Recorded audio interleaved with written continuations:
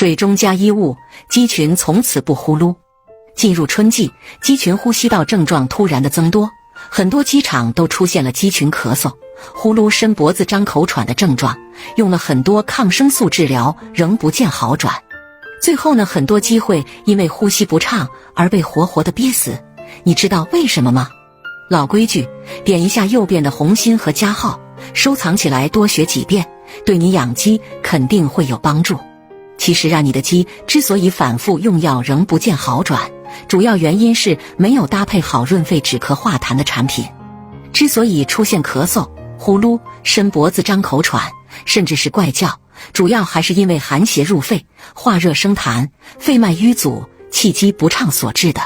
所以我们在治疗的时候，应该选用具有清热宣肺、止咳化痰、理气的产品。